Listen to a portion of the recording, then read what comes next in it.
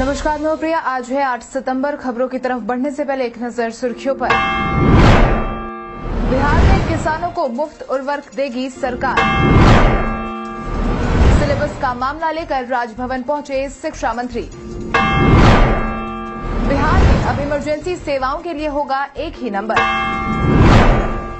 बिहार के किसानों को मिलेगा 50,000 से 1 लाख रुपए तक का ऋण।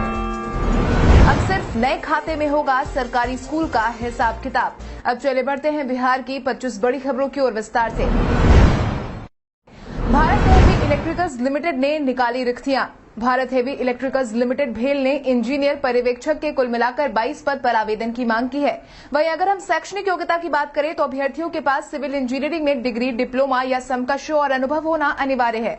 इच्छुक और योग्य उम्मीदवार अंतिम तारीख 29 सितंबर 2021 तक आधिकारिक वेबसाइट www.bhel.com पर जाकर आवेदन भर सकते हैं।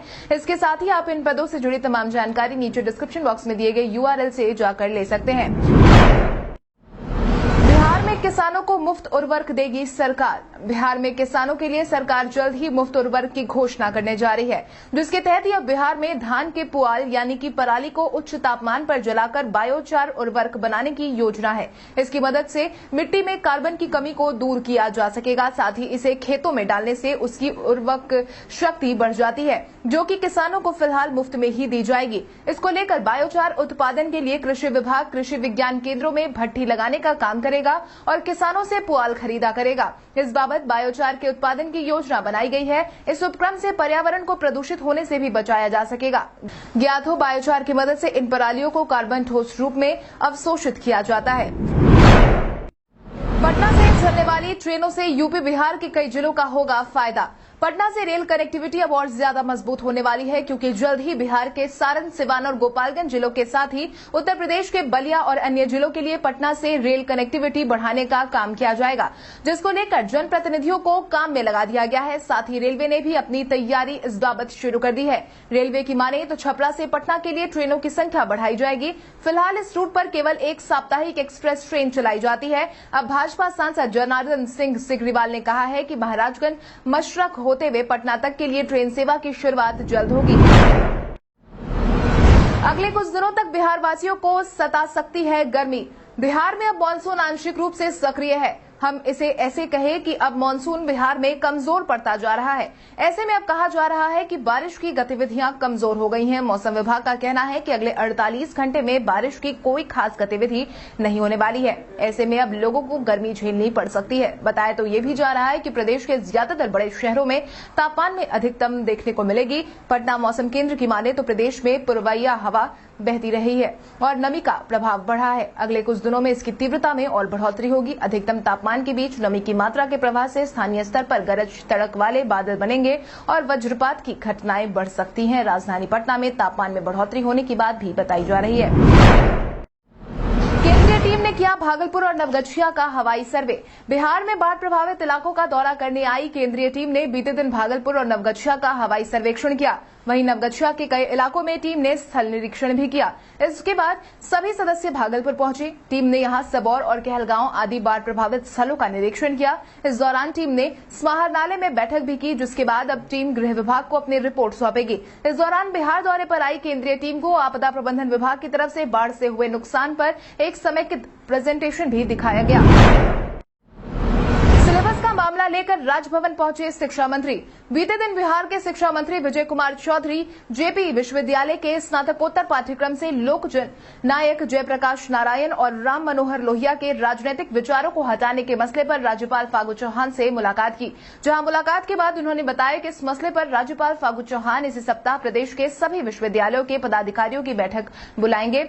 शिक्षा मंत्री विजय चौधरी ने आगे ये भी कहा कि राज्यपाल चौहान ने आग्रह किया है कि इस मामले में आवश्यक हस्तक्षेप कर निपटारा किया जाए। उनकी बातों को राज्यपाल ने ध्यान से भी सुना और इस मसले की संवेदनशीलता को देखते हुए आवश्यक निदान कराने का आश्वासन दिया है। दूसरे चरण में प्रचार के लिए इतना मिलेगा समय। बिहार में पंचायत चुनाव को लेकर तैयारियां तेज हो गई है। इन सब के बीच अब चुनाव को लेकर राज्य निर्वाचन आयोग ने दूसरे चरण के नामांकन को बीते दिन से स्वीकारना शुरू कर दिया है, जिसके बाद अब आयोग ने दूसरे चरण में किए जाने वाले प्रचार को लेकर सारी जानकारी साझा की है। आयोग ने बताया है कि दूसरे चरण में भाग्य आजमा रहे उम्मीदवारों को चुनाव प्रचार के लिए मात्र 9 दिनों का समय मिलेगा। निर्वाचन आयोग ने चुनाव प्रचार की आखिरी तारीख 27 सितंबर तय की है। ज्ञात हो, दूसरे चरण में मंगलवार यानी 7 सितंबर से नामांकन की प्रक्रिया शुरू हो गई है। चुनाव आयोग के निर्देश के अनुसार नॉमिनेशन पेपर फाइल करने की अंतिम तारीख 13 सितंबर है, जिसके बाद 16 सितंबर की स्क्रूटनी होते ही 18 सितंबर तक उम्मीदवार अपना नाम वापस ले सकेंगे। उसके बाद प्रत्याशी अपना चुनाव प्रचार कर सकेंगे। हालांकि प्रत्याशियों को मतदाताओं के घर जाकर व्यक्तिगत संपर्क के लिए 28 सितंबर शाम तक का समय दिया गया है। बिहार में इमरजेंसी सेवाओं के लिए होगा एक ही नंबर। अक्सर इमरजेंसी सेवाओं का लाभ उठाने के लिए आम नागरिकों को अलग अलग समस्याओं के लिए अलग अलग इमरजेंसी नंबर डायल करना पड़ता था, लेकिन अब ऐसा नहीं होने वाला है, क्योंकि आपदा चाहे कोई भी हो, अब बिहारवासी केवल एक ही इमरजेंसी नंबर पर कॉल करके मदद ले सकते हैं। इस बाबत बिहार में जल्द ही इमरजेंसी रिस्पांस सपोर्ट सिस्टम को तैयार किया जा रहा है। यह सिस्टम दिसंबर से काम करना शुरू कर देगी, जिसके तहत ही अब बिहार में डायल 100 के बदले डायल 112 पर पुलिस फौरन मदद करने पहुंचेगी। इस बाबत special branch ADG Jitendra Kumar Gangwar ने अपना बयान जारी करते हुए कहा है कि एकीकृत कंट्रोल रूम अब देश में 112 नंबर से चलाई जा रही है। बिहार में इसमें काफी प्रगति देखने को मिली है। शीघ्र ही बिहार में भी इमरजेंसी के दौरान लोगों को बस एक ही नंबर डायल करना पड़ेगा। मेडिकल फर्स्ट ईयर के छात्रों ने किया हंगामा। बिहार के मेडिकल फर्स्ट ईयर के छात्रों ने प्रमोशन देने की मांग को लेकर बीते दिन मीठापुर स्थित आर्यभट्ट नॉलेज यूनिवर्सिटी में खूब हंगामा किया। छात्रों का कहना है कि 1 सितंबर को जब वो यूनिवर्सिटी पहुंचे तो यूनिवर्सिटी प्रबंधन से उन्हें जानकारी मिली कि उनके प्रमोशन को लेकर 5 सितंबर तक निर्णय हो जाएगा, लेकिन अभी तक कोई नोटिस जारी नहीं किया गया है। जब नोटिस नहीं मिला, उसके बाद ही छात्र अपनी मांग को लेकर यूनिवर्सिटी कैंपस में पहुंचे हैं। हालांकि इस दौरान नाराज छात्रों को विश्वविद्यालय के रजिस्ट्रार डॉक्टर पुष्पेंद्र कुमार वर्मा ने समझाया बुझाया। उन्होंने छात्रों को 10 तारीख तक मांग पूरी किए जाने का आश्वासन दिया है। हालांकि छात्र फिलहाल ये सुनकर शांत तो हो गए हैं, लेकिन उन्होंने 10 तक मांग पूरी नहीं होने पर फिर से विरोध करने का ऐलान कर दिया है। आज बिहारी पहचान में हम बात करेंगे सैयद हसन की।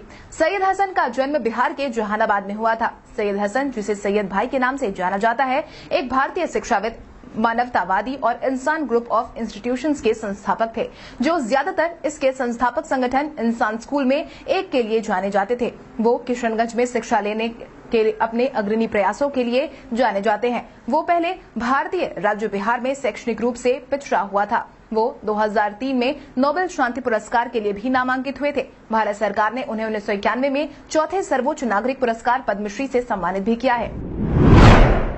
अब सिर्फ नए खाते में होगा सरकारी स्कूल का हिसाब किताब। बिहार के सभी सरकारी स्कूल के पुराने खातों को बंद करने की तैयारी हो रही है, जिसके तहत अब जल्द ही 2 तरह के नए खातों को खोला जाएगा, जो कि एक bank account mid day meal होगा और दूसरा बैंक अकाउंट शिक्षा समिति का होगा। इन दोनों बैंक खातों का समग्र शिक्षा के तहत ऑपरेट किया जाएगा। इसको लेकर शिक्षा विभाग ने 2 महीने पहले ही सभी स्कूल से इससे संबंधित निर्देश जारी कर दिया था। स्कूलों को इस सप्ताह के अंत तक पुराने सभी बैंक खाते बंद करने होंगे, क्योंकि जब तक पुराने बैंक अकाउंट बंद नहीं होंगे तब तक नए बैंक अकाउंट खोलने की प्रक्रिया शुरू नहीं होगी। नए बैंक अकाउंट में स्कूल प्राचार्य और विद्यालय प्रबंध समिति के सचिव का सिग्नेचर रहेगा। ज्ञात हो, पहले यह पैसा सर्व शिक्षा अभियान के तहत दिया जाता था।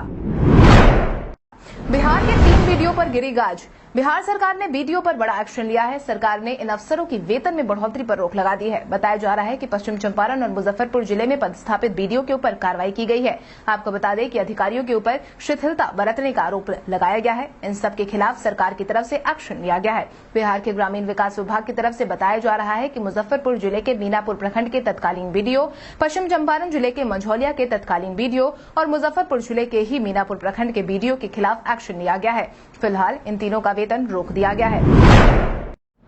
बिहार के किसानों को मिलेगा 50,000 से 1 लाख रुपए तक का लोन। बिहार के सभी किसानों के लिए खुशखबरी। बिहार सरकार जल्द ही किसानों को 50,000 से 1 लाख रुपए तक का लोन देने वाली है। सरकारी जानकारों की माने तो किसानों के पास खेती करने के समय में सबसे बड़ी समस्या पूंजी की ही होती है। जिसके तहत बीज खाद के लिए उनके पास पैसे नहीं होते। यही कारण है कि अब बिहार सरकार ने ऐसे किसानों की मदद के लिए यह कदम उठाया है। पहले चरण में 20 जिलों के 25,000 सब्जी उगाने वाले किसानों को किसान क्रेडिट कार्ड का लाभ दिया जा रहा है। सहकारिता विभाग से मिली जानकारी के अनुसार समस्तीपुर, बेगूसराय, मुजफ्फरपुर, पूर्वी चंपारण, पश्चिमी चंपारण, पटना, नालंदा, वैशाली, शिवहर, सीतामढ़ी, दरभंगा, मधुबनी, सहरसा, मधेपुरा, सुपौल, भोजपुर, बक्सर, छपरा, गोपालगंज और सिवान जिले में पैक्सों से जुड़े सब्जी उत्पादक किसानों को केसीसी देने की प्रक्रिया शुरू कर दी गई है। बैलगाड़ी से मुखिया जी करेंगे चुनाव प्रचार। पंचायत चुनाव को लेकर आयोग की तरफ से चुनाव प्रचार के दौरान जिला परिषद सदस्य के उम्मीदवारों को अधिकतम 4 दोपहिया वाहन और 2 हल्के मोटर वाहन या 2 पहिया वाहन और 1 हल्का मोटर वाहन उपयोग करने की अनुमति दी गई है। इस बार चुनाव में रिक्शा, बैलगाड़ी और घोड़ा गाड़ी से भी प्रचार की अनुमति दे दी जाएगी। मुखिया, सरपंच और पंचायत समिति सदस्य पद के उम्मीदवार अधिकतम 2 पहिया वाहन और 1 हल्का मोटर वाहन ही उपयोग में ला सकेंगे। इधर ग्राम पंचायत सदस्य, जिन्हें हम वार्ड कहते हैं, या फिर पंच उम्मीदवार मात्र 2 पहिया वाहन से प्रचार कर सकेंगे। वाहनों की अनुमति संबंधित प्रखंड के निर्वाची पदाधिकारी से प्राप्त करनी होगी। यह अनुमति पत्र अथवा परमिट खुद उम्मीदवार या उनके निर्वाचन अभिकर्ता को ही मिलेगा। साथ ही ये भी कहा गया है कि लाउडस्पीकर का उपयोग की स्वीकृति संबंधित क्षेत्र के अनुमंडल पदाधिकारी देंगे, जबकि लाउडस्पीकर का उपयोग कोई भी उम्मीदवार सुबह 6 बजे से रात के 10 बजे तक ही कर सकता है। बिहार में सफाई कर्मियों की अनिश्चितकालीन हड़ताल जारी। राजधानी पटना समेत बिहार के सभी नगर निकायों की सफाई व्यवस्था बीते दिन चरमरा गई, क्योंकि बीते दिन से ही पटना नगर निगम समेत सभी निकायों के कर्मी ने अपने अनिश्चितकालीन हड़ताल की घोषणा कर दी, जिसका आह्वान बिहार लोकल बॉडीज कर्मचारी संयुक्त संघर्ष मोर्चा और बिहार राज्य स्थानीय निकाय कर्मचारी महासंघ ने किया है। ज्ञात हो, प्रदर्शनकारियों ने संकल्प लिया है कि यह बेमियादी हड़ताल शांतिपूर्ण ढंग से तब तक जारी रहेगी जब तक उनकी मांगों पर सरकार फैसला नहीं ले लेती। वहीं इस बाबत नगर आयुक्त हिमांशु शर्मा ने बताया कि हड़ताल को देखते हुए वैकल्पिक व्यवस्था की जा रही है। आउटसोर्स पर कार्यरत कर्मी से शहर की सफाई व्यवस्था सुनिश्चित की जाएगी। भाजपा के हनुमान चालीसा पढ़ने की जगह देने की मांग पर राजद ने किया पलटवार। हाल ही में झारखंड विधानसभा में नमाज पढ़ने के लिए हेमंत सरकार ने अनुमति दी है, जिसको लेकर बिहार में राजनीति शुरू हो गई है। इस बाबत भाजपा नेताओं ने इस कदम को समाज में गलत मैसेज देने वाला करार किया था, जिसके बाद अब इस मुद्दे पर राजद ने भाजपा का घेराव किया है, जिसके तहत राजद प्रवक्ता मृत्युंजय तिवारी ने भाजपा को आड़े हाथों लेते हुए कहा कि जिन लोगों को बिहार में हनुमान चालीसा पढ़ने के लिए जगह नहीं मिल रही है, उन्हें हम जगह देंगे। हमसे संपर्क करें। इन लोगों को महंगाई और बेरोजगारी का मुद्दा नजर नहीं आता है, उन मुद्दों को उठाते हैं जिनका बिहार से कोई लेना देना ही नहीं है। ललन सिंह की अध्यक्षता में 9 सितंबर को होगी जदयू की प्रदेश इकाई की बैठक। जब से राष्ट्रीय अध्यक्ष की कुर्सी ललन सिंह ने संभाली है, उसके बाद से ही पार्टी के प्रदेश इकाइयों की पहली बैठक होने वाली है। 9 सितंबर को पार्टी के कर्पूरी सभागार में इस बैठक का आयोजन किया जाएगा, जिसमें प्रदेश के सभी प्रकोष्ठ के अध्यक्ष को बुलावा भेजा गया है, जिसके तहत आयोजित बैठक में ललन सिंह खुद ही सभी प्रकोष्ठों के कामकाज की समीक्षा करने वाले हैं, जिसकी जानकारी प्रदेश अध्यक्ष उमेश कुशवाहा ने दी है। उन्होंने इस बाबत कहा है कि आयोजित बैठक में पार्टी आगे की रणनीति तैयार करने वाली है। ज्ञात हो, जदयू में लगातार बैठकों का दौर चल रहा है। हालांकि राष्ट्रीय अध्यक्ष की कुर्सी संभालने के बाद ललन सिंह के द्वारा प्रदेश इकाई के सभी प्रकोष्ठ की यह पहली बैठक होने वाली है, जिसमें प्रकोष्ठ के प्रदेश अध्यक्ष बैठक में हिस्सा लेंगे। जातिगत जनगणना पर मांझी ने लगाए तेजस्वी पर आरोप। बिहार में इन दिनों जातिगत जनगणना को लेकर लगातार मांग उठाई जा रही है। इन सब के बीच अब इस मुद्दे को लेकर जीतन राम मांझी ने तेजस्वी पर बड़े आरोप लगाए हैं, जिसके तहत बीते दिन हम के जनता दरबार में उन्होंने तेजस्वी को आड़े हाथों लेते हुए उस बात को दोहराया जिसमें तेजस्वी ने जातीय जनगणना को लेकर पीएम मोदी को रिमाइंडर भेजने की बात कही थी। इस बाबत उन्होंने कहा कि वो लीड लेने के चक्कर में लगे हुए हैं और सबको दिखाना चाहते हैं कि वो सबसे आगे हैं। यह महत्वपूर्ण विषय है, ऐसे में इस मुद्दे को लेकर जल्दबाजी करना ठीक नहीं है। इतना ही नहीं, मांझी ने इस दौरान ये भी कहा कि वो भले ही राजनीति में है, लेकिन वो राजनीतिकरण कभी नहीं करते हैं। पशुपति पारस ने 5 खाद्य प्रसंस्करण इकाइयों का किया शुभारंभ। केंद्रीय खाद्य प्रसंस्करण मंत्री पशुपति कुमार पारस ने 5 खाद्य प्रसंस्करण इकाइयों की शुरुआत कर दी है, जो कि वर्चुअल माध्यम से की गई, जिसके नाम फिनिक्स फ्रोजन फूड्स गुजरात, ओथोज कोलेजन गुजरात, हैन Future Natural Products Karnataka, Graintech Foods Assam, Vasant Masala Gujarat है। जिसके बाद इसको लेकर उन्होंने ईटीवी भारत से बातचीत भी की। उन्होंने कहा कि मुझे उम्मीद है कि यह परियोजनाएं किसानों के लिए समृद्धि लाएगी और राज्य के युवाओं के लिए रोजगार के बड़े अवसर सृजित करेगी। आजादी के अमृत महोत्सव के उपलक्ष्य में खाद्य प्रसंस्करण मंत्रालय द्वारा फूड प्रोसेसिंग सप्ताह मनाया जा रहा है, उसी के अंतर्गत इसका शुभारंभ किया गया है। लोजपा ने उठाई नोटों पर रामविलास पासवान की तस्वीर लगाने की मांग। जब से रामविलास पासवान ने दुनिया को अलविदा कहा है, तब से लोजपा उन्हें अलग अलग अंदाज में सम्मानित करने की मांग कर रही है। इसी कड़ी में अब लोजपा ने एक और अनोखी मांग की है, जिसके तहत पार्टी की तरफ से चिराग गुटवाली लोजपा ने पीएम नरेंद्र मोदी से नोट पर रामविलास पासवान की तस्वीर लगाने के साथ ही उनके नाम का डाक टिकट जारी करने की अपील की है। इस बाबत लोजपा के संजय पासवान ने कहा कि 8 अक्टूबर को रामविलास पासवान की पुण्यतिथि है। हमारी पीएम से यही मांग है कि इस अवसर पर रामविलास पासवान के नाम पर डाक टिकट जारी करें, साथ ही नोट पर भी उनकी तस्वीर लगाएं।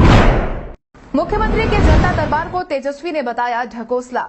बिहार के मुख्यमंत्री नीतीश कुमार एक बार फिर से लोगों की फरियाद सुन रहे हैं, यानी कि जनता दरबार लगा रहे हैं। ऐसे में सीएम नीतीश कुमार द्वारा लगाए जा रहे जनता दरबार को लेकर विपक्ष अब नीतीश कुमार द्वारा लगाए जा रहे जनता दरबार पर सवालिया निशान उठा रहा है, जिसके तहत तेजस्वी यादव ने सीएम नीतीश कुमार पर हमला बोला है। तेजस्वी ने कहा है कि जिसके ऊपर आरोप लगे हो उसी को जांच का जिम्मा मुख्यमंत्री दे रहे हैं। ऐसे में इंसाफ की उम्मीद बेईमानी है। तेजस्वी यादव ने ट्वीट करते हुए लिखा कि नीतीश जी के जनता दरबार के ढकोसले हैं। पूर्व जिला पार्षद की जान लेने के मामले में आरोपी जदयू विधायक रिंकू सिंह पर 7 महीने में कोई कार्रवाई नहीं हुई। सीएम के निर्देश पर पुलिस ने ही उसे बचाया है। भारत के इतिहास में आज की तारीख कई कारणों से दर्ज। गाजी मलिक 1320 में दिल्ली का सुल्तान बना। भारतीय प्रधानमंत्री अटल बिहारी वाजपेयी ने 2000 में संयुक्त राष्ट्र शांति शिखर सम्मेलन के दौरान हिंदी में भाषण देते हुए पाकिस्तान को लताड़ा। भारत ने विमानवाहक पोत एडमिरल गोर्शकोव को नए कलपुर्जे तैयार करने के लिए 2009 में रूस को 10 करोड़ 20 लाख डॉलर भेजे थे। 20 भाषाओं में 12,000 से ज्यादा गाने गा चुकी आशा भोसले का जन्म 1933 में आज ही के दिन हुआ था। गीतकार, संगीतकार और गायक भूपेन हजारी का जन्म 8 सितंबर 1926 को आज ही के दिन हुआ था। प्रसिद्ध स्वतंत्रता सेनानी और लोकसभा के प्रभावशाली सदस्य रहे फिरोज गांधी का निधन 1960 में आज ही के दिन हुआ था। आज ही के दिन को विश्व साक्षरता दिवस के रूप में भी मनाया जाता है। जो रूट ने हार की बताई असली वजह। भारत बनाम इंग्लैंड के बीच खेले गए चौथे टेस्ट मैच में भारतीय टीम को शानदार जीत मिली, जिसके बाद भारतीय टीम अब 2-1 से इस सीरीज में आगे चल रही है। इन सबके बीच अब इंग्लैंड टीम के कप्तान जो रूट ने अपनी हार के कारण का खुलासा किया है, जिसके तहत उन्होंने बताया कि मैच के आखिरी दिन लंच ब्रेक के बाद जसप्रीत बुमराह के स्पेल ने मैच का नक्शा पलट दिया। बुमराह के स्पेल ने मैच के रुख को मोड़ दिया। भारत को श्रेय दिया जाना चाहिए। उन्होंने गेंद को रिवर्स स्विंग कराया और वो रुख मोड़ने वाला साबित हुआ। उन्होंने कहा कि इस मैच में कुछ हासिल नहीं होना निराशाजनक रहा। हमें लगा कि हमारे पास जीतने का मौका है। हम पहली पारी में अधिक बढ़त बना सकते थे और आपको वर्ल्ड क्लास खिलाड़ियों के खिलाफ मौके भुनाने होंगे। व्हाट्सएप जल्द ही यूजर को देगा नई सुविधा। व्हाट्सएप पर अभी आपका लास्ट सीन, प्रोफाइल पिक्चर और अबाउट को या तो सभी लोग आपके कांटेक्ट में या कोई भी नहीं देख सकता है। इसके लिए कोई अनुकूल विकल्प नहीं है। अब नए टूल से इन सीमाओं को जल्द ही हटा लिया जाएगा, क्योंकि व्हाट्सएप अब स्पेशल कांटेक्ट को आपके अबाउट नहीं देख पाने के लिए नए टूल्स पर काम कर रहा है। इस विकल्प के साथ उपयोगकर्ता अपने लास्ट सीन समय को सभी से नहीं लेकिन अनचाही लोगों से छिपाने में सक्षम होंगे। यह विकल्प पहले ही पेशकश की तुलना में गोपनीयता पर अधिक नियंत्रण प्रदान करते हुए प्रोफाइल फोटो और बायोज का भी समर्थन करेगा। एंड्रॉइड की रिपोर्ट के अनुसार एक नए गोपनीयता उपकरण विकसित हो रहे हैं ताकि यह नियंत्रित किया जा सके कि उपयोगकर्ता की प्रोफाइल को कौन देख सकता है और कौन नहीं। अब आइए जानते हैं सराफा बाजार और पेट्रोल डीजल के क्या थे भाव। अगर हम सराफा बाजार की बात करें तो सोने का भाव 7 सितंबर को 22 कैरेट के लिए प्रति 10 ग्राम 45,680 रुपए था। वहीं 24 कैरेट के लिए प्रति 10 ग्राम 48,910 रुपए था। इसके साथ ही अगर हम चांदी की बात करें तो चांदी का भाव प्रति किलो 65,000 रुपए था। इसके साथ ही राजधानी पटना में पेट्रोल की कीमत 103.89 रुपए प्रति लीटर और डीजल 95.54 रुपए प्रति लीटर था। कल हमारे द्वारा पूछे गए सवाल का जवाब आप में से बहुत सारे यूजर ने हमें कॉमेंट करके दिया था, उसके लिए आपका बहुत बहुत धन्यवाद। आप में से जिन यूजर का कमेंट हमें अच्छा लगा है उनके नाम है गौतम कुमार, संजीव कुमार, जयकृष्ण कुमार, नीतीश कुमार, पीके अरमान, सूर्य शंकर, आदित्य कुमार, बलिंदर कुमार, मनोज कुमार, आदित्य कुमार, अनन्या चौरसिया, रविंद्र पासवान, संजीव पासवान, अखिलेश यादव। इसके अलावा हमारी टीम को और भी लोगों के जवाब अच्छे लगे हैं, मगर समय के अभाव के कारण हम उनका नाम नहीं ले पाए, लेकिन आप हमारे सवालों का जवाब देते रहे। हम कल आपका नाम लेने की पूरी कोशिश करेंगे। तो चलिए बढ़ते हैं आज के सवाल की। और आज का सवाल कुछ इस प्रकार है। आपके अनुसार बिहार सरकार को संविदा पर बहाल सफाई कर्मियों की नौकरी और वेतन में वृद्धि करने की मांग को मान लेना चाहिए या नहीं? अपने जवाब हमें कमेंट करके जरूर बताएं। इसके साथ ही आज के लिए बस इतना ही। बिहार की बड़ी खबरों से अपडेटेड रहने के लिए हमारे YouTube चैनल को सब्सक्राइब करें और बेल आइकॉन दबाना ना भूलें। धन्यवाद।